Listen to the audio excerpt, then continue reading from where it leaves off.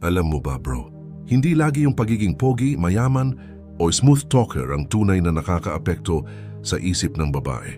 Minsan, ang mas nakakabaliw sa kanila ay yung mga tinatawag nating forbidden qualities, mga ugali na hindi nila aaminin na gusto nila pero sa loob-loob nila, ito yung dahilan bakit hindi ka nila makalimutan. Kaya sa video na ito, pag-uusapan natin ang 7 forbidden qualities na nakakagulo ng isip ng babae. At tandaan, hindi ito typical na tips ito. Yung mga bagay na parang bawal pero sobrang lakas ng dating kapag dala mo ng tama. Unang forbidden quality ay ang tinatawag kong untouchable aura. Ito, yung presence ng lalaki na parang, approachable ka pero hindi ka basta-basta makukuha. Kung iisipin mo, karamihan ng lalaki, kapag gusto nila ang babae, gagawin nila lahat para mapansin, para makuha yung o. Pero yung lalaking may untouchable aura, hindi ganon. Hindi siya naghahabol, hindi siya nagpapakita ng desperasyon. Ang dating niya, kung nandito ka, ayos. Kung wala, ayos pa rin. Psychologically speaking, bro, ito yung tinatawag na scarcity effect. Kapag alam ng babae na hindi ka madaling makuha, nagiging challenge ka. At alam naman natin, ang utak ng tao, lalo na ng babae, mahilig sa challenge. Ang gusto nila yung parang puzzle na hindi agad nasosolve. Yung parang mystery novel na hindi matapos-tapos. Ngayon, baka isipin mo ibig sabihin nito kailangan mong magpa-hard to get ng pilit. Hindi ganon. Ang tunay na untouchable aura ay nanggagaling sa pagiging kontento sa sarili. Yung tipong hindi mo kailangan ng validation ng iba para maramdaman mong valuable ka. Isipin mo na lang bro, may 2 lalaki. Yung una, laging available. Pag tinext mo ng babae, reply agad. Kahit 10 oras ng gabi. Yung pangalawa, hindi siya rude. Pero hindi rin siya 24/7 nakatutok. Busy siya sa sarili niyang buhay, goals at growth. Sino sa tingin mo ang mas maiisip-isip ng babae bago matulog? Siyempre yung pangalawa. Kasi ang vibe ng untouchable aura ay ganito. Interesado ako sa'yo, pero hindi ka sentro ng mundo ko. At yan ang nakakagulo ng isip ng babae. Kasi sanay sila na sila ang hinahabol. Pero kapag may lalaking hindi agad bumibigay, doon sila lalo nagiging curious. Kaya kung gusto mong dalhin ang aura na ito, tandaan, huwag kang maging OA sa pagpapakita ng feelings at huwag mong gawing priority ang validation. Instead, ipakita mo na may sarili kang mundo na kahit hindi siya kasama, masaya ka pa rin. Yun yung tunay na untouchable. Ang pangalawang forbidden quality ay ang controlled darkness. Ano ibig sabihin nito? Ito yung aura ng lalaki na may bahid ng dark side, pero hindi out of control. Hindi siya yung tipong violent o bastos, pero may mysterious edge na parang may tinatago siyang lalim na hindi madaling basahin ng iba. Psychologically, bro, ito yung tinatawag na shadow integration. Lahat tayo may tinatawag na shadow self, yung mga ugali. Instincts o emosyon na hindi natin laging ipinapakita. Pero ang kakaiba dito, ang lalaking may controlled darkness, hindi niya tinatago o itinatanggi yung side na yon. Kaya siyang i-channel sa tamang paraan. Isipin mo, may lalaking sobrang goody two-shoes. Lahat mabait. Lahat yes. At may lalaking mabait din naman pero kapag may tumawid sa boundary niya, kaya niyang magsabi ng no. O kapag may taong sumobra, kaya niyang tumayo at ipakita na hindi siya basta uululin. Alin ang mas nakakabaliw sa babae? Siyempre yung pangalawa. Kasi ang controlled darkness, nagbibigay ng sense ng power at danger. At kung may danger, may thrill. At kung may thrill, mas tumatatak ka sa isip ng babae. Pero bro, eto ang catch. Huwag mong gagawing pang-manipula yung dark side. Kasi kapag sobra, magiging toxic ka lang. Ang tunay na controlled darkness ay yung kayang balansehin ang pagiging mabait at pagiging boundary setter. May lambing ka pero may tapang ka ring hindi basta nagagamit, parang lion sa zoo. Nakikita mong kalmado lang siya, pero alam mong kapag ginulo mo, may ilalabas siyang bagsik. At yan ang dahilan kung bakit kahit kalmado siya, lahat ng tao nakatingin pa rin sa kanya. Bro, isa sa pinaka nakakagulo ng isip ng babae ay yung ruthless honesty. Hindi ito yung tipong bastos o walang filter lang ha. Ang ibig sabihin nito ay yung pagiging brutally real ng isang lalaki kahit pa hindi yun ang gusto marinig ng babae. Bakit siya forbidden? Kasi karamihan ng lalaki kapag kaharap ang babae, nagiging people pleaser. Puro yes, puro sang-ayon, puro sweet talk. Walang masama kung mabait ka, pero alam mo kung ano ang problema. Hindi tumatagos, hindi ka naiiba. Ang babaeng sanay na purihin at laging sabihan ng mga magagandang salita, mas natatandaan niya yung lalaking nagsabi ng totoo kahit masakit. Yung tipong, alam mo hindi bagay sa'yo yung ginagawa mo o kaya kung gusto mo ng respeto, huwag kang umasta na parang kulang ka. Oo, masakit sa tenga. Pero bro, guess what? Yun ang tatatak. Psychologically, ang tawag dito ay disruption. Kapag iba ang approach mo kaysa sa nakasanayan ng babae, nababasag yung pattern sa utak nila. At kapag may nabasag, dun sila napapaisip, dun sila naiintriga. Bakit siya ganito? Bakit hindi siya takot magsabi ng totoo? Pero ang key dito bro ay balance. Hindi mo dapat gamitin ang ruthless honesty para lang mang-down. Hindi rin ito excuse para maging rude. Ang tunay na essence nito ay ang pagiging grounded at hindi natatakot na magsabi ng katotohanan kahit na baka hindi ka magustuhan dahil doon. Kasi isipin mo, sino ang mas may dating? Yung lalaking lahat ng bagay sinasang-ayunan lang para safe at walang conflict? O yung lalaking may sariling pananaw, kayang magsabi ng totoo at hindi natitinag kahit hindi magustuhan ng babae ang sagot niya? Siyempre yung pangalawa, kasi doon lumalabas ang masculinity. Doon nakikita ng babae na hindi mo kailangan ng approval niya para lang magstay ka sa sarili mong frame. At bro, sa totoo lang, yun ang dahilan kung bakit nakaka-addict ang mga lalaking brutally honest. Masakit minsan, pero ramdam ng babae na authentic ka. At sa mundong punong-puno ng pretension at fake smiles, ang ruthless honesty ay parang alak mahapdi sa una, pero kapag tumama na, hindi ka na nila malilimutan. Pang-apat bro, isa sa mga pinaka-nakakabaliw sa isip ng babae ay yung tinatawag kong emotional coldness. Hindi ito ibig sabihin na wala kang puso o wala kang pakialam. Ang tunay na meaning nito ay yung kakayahan mong panatilihing kalmado at hindi matitinag kahit anong emosyon ang ibato sa iyo ng babae. Alam mo naman, natural sa babae ang emosyonal, minsan masaya, minsan biglang mainit ang ulo, minsan dramatic. Karaniwan ang mga lalaki sumasabay sa ganitong mood swings. Kapag nagalit si babae, sasabayan ng lalaki ng galit. Kapag naging demanding si babae, mabilis magpaliwanag o magsorry ang lalaki. Pero ang lalaking may emotional coldness, iba. Hindi siya basta natitinag. Psychologically, ito yung tinatawag na emotional control at sa mga mata ng babae, sobrang attractive nun. Kasi ang ibig sabihin, hindi mo hinahayaan na kontrolin ka ng emosyon niya. Instead, ikaw pa rin ang steady ground, ikaw yung bato na kahit anong alon, hindi natitinag. Kung iisipin mo bro, ang lalaking sobrang affected sa drama, mabilis mawala ng respeto. Pero yung lalaking kalmado, steady, at hindi sumasabay sa emosyonal na bagyo ng babae, yun yung nagiging misteryosong figure sa utak nila. Kasi sa loob-loob nila, naiisip nila, bakit hindi siya naapektuhan? Bakit parang ang hirap niyang kontrolin? At doon nagsisimula yung tinatawag na obsession loop.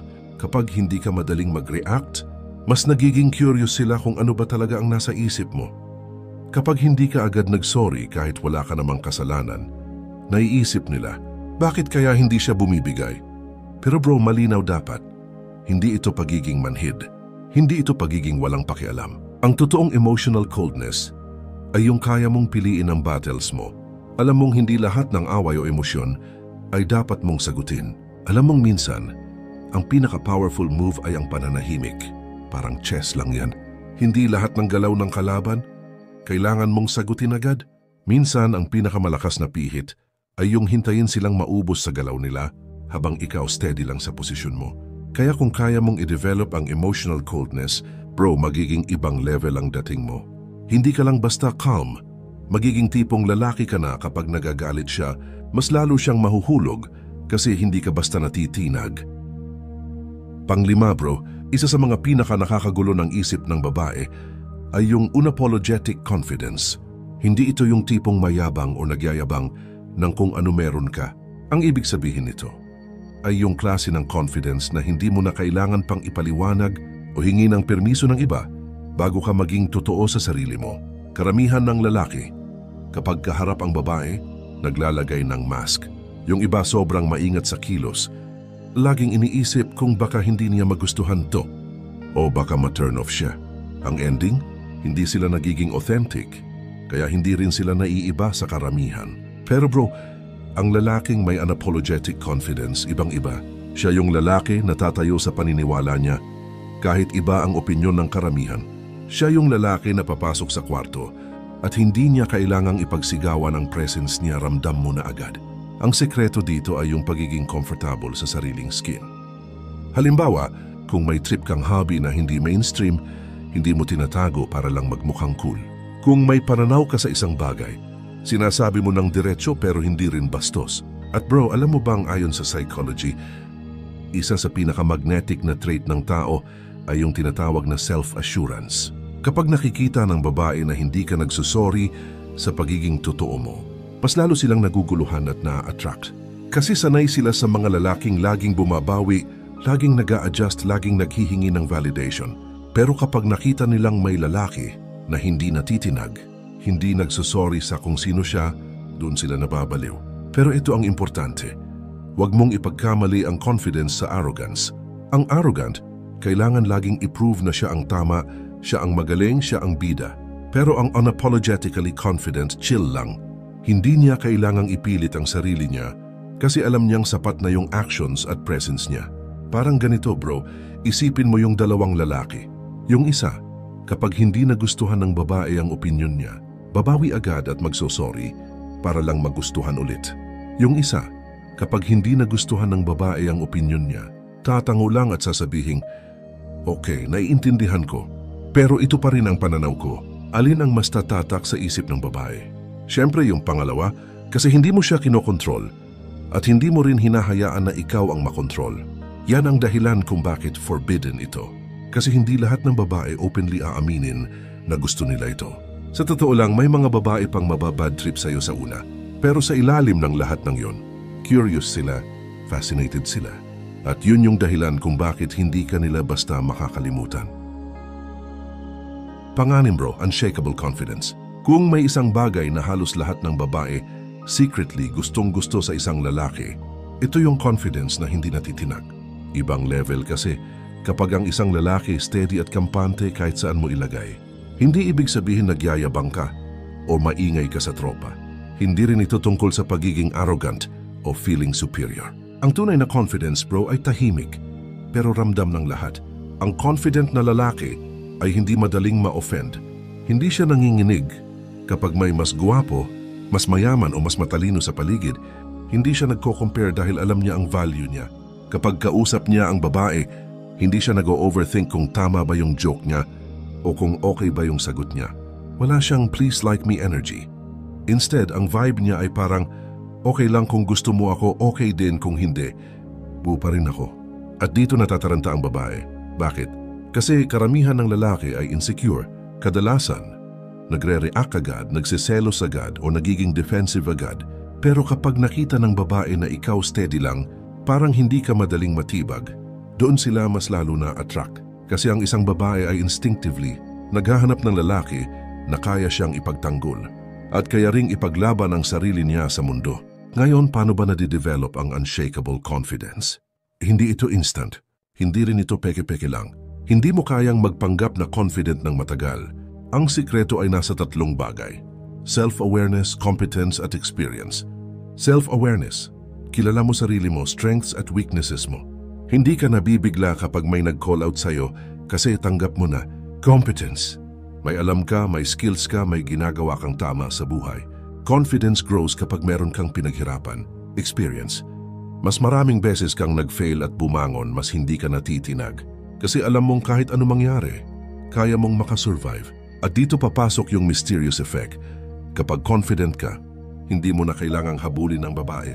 Ang mga babae mismo ang magtataka kung bakit iba aura mo, bakit steady ka, at bakit parang may alam ka na hindi nila alam. That curiosity pulls them closer. Sa madaling salita bro, confidence is silent, insecurities are loud.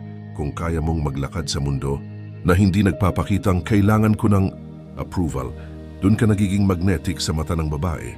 At ito ang dahilan kung bakit unshakable confidence ay isa sa mga pinaka-forbidden, pinaka-undeniable na qualities na nagugulo ang isip nila. Pang-pito bro, ruthless independence. Ito na yung huling forbidden quality, bro. At masasabi kong ito ang pinaka-crucial sa lahat. Ruthless independence. Ano ibig sabihin nito? Simple. Ikaw yung tipong lalaki na kahit gaano mo kamahal ang isang babae, hindi mo ibinibigay ang buong identity mo sa kanya. Hindi mo siya ginagawang mundo mo. May sarili kang landas, sariling mission, at sariling buhay na hindi nakadepende sa approval niya. Karamihan ng lalaki, once na pumasok sa relasyon, unti-unting nawawala yung sariling pagkatao nila. Lahat nakaikot sa babae. Oras, plano, decision-making, pati happiness.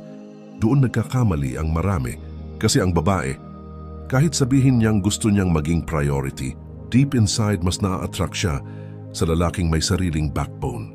Yung tipong I want you, but I don't need you. At dito nagiging ruthless yung independence.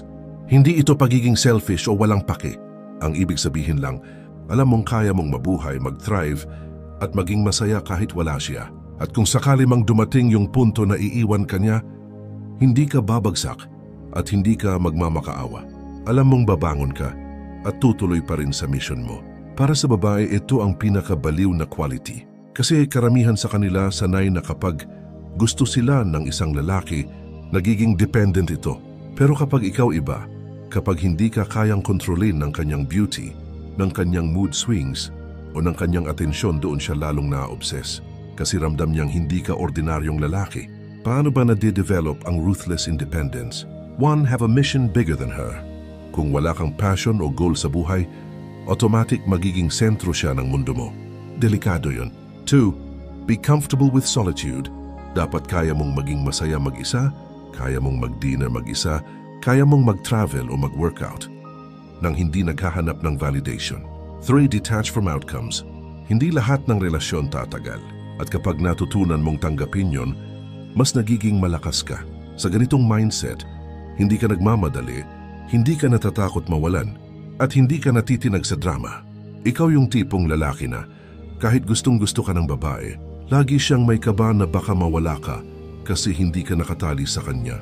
At ironically, bro, yun mismo ang dahilan kung bakit mas lalo siyang kumakapit. Kung iisipin mo, ruthless independence is the ultimate forbidden quality. Dahil kapag na-master mo ito, hindi ka lang nagiging attractive, nagiging untouchable ka. Kung nandito ka pa hanggang dulo, ibig sabihin may napulot ka talaga sa video na to. At bro, malaking bagay yan. Kasi hindi lahat ng lalaki naglalaan ng oras para pag-aralan ng sarili, ang psychology ng babae, at kung paano maging mas solid na tao.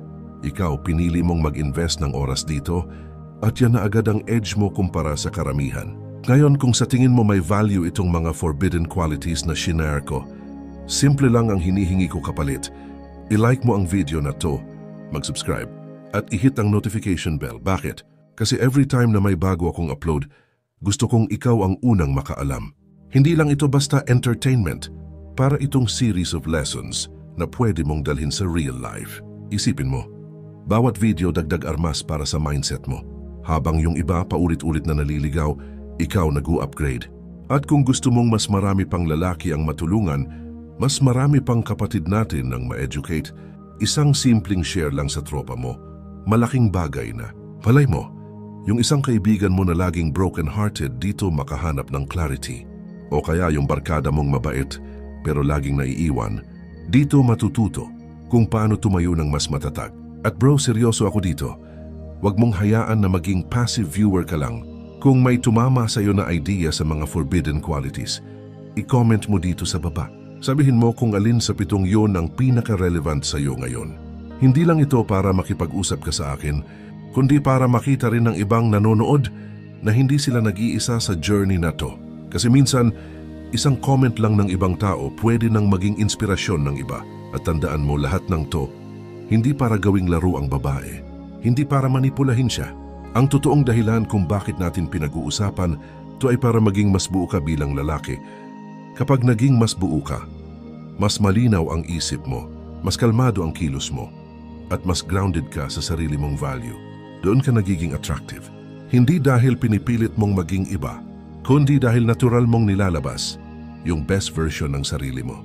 Kaya bro, kung gusto mo pang lumalim dito, kung gusto mong hindi ka lang basta informed kundi transformed, i-like mo na ang video, mag-subscribe, at i-hit ang notification bell dahil mas marami pa tayong pag-uusapan na mas malalim, mas matindi, at mas eye-opening kaysa rito.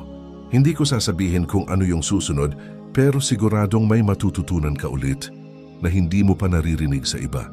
Kaya abangan mo, kasi baka yun na yung missing piece na kailangan mo ngayon. So hanggang sa susunod bro, tandaan mo lang, ang tunay na lakas hindi sa ingay kundi sa control. At kung gusto mong patuloy na mag-level up, alam mo na gagawin.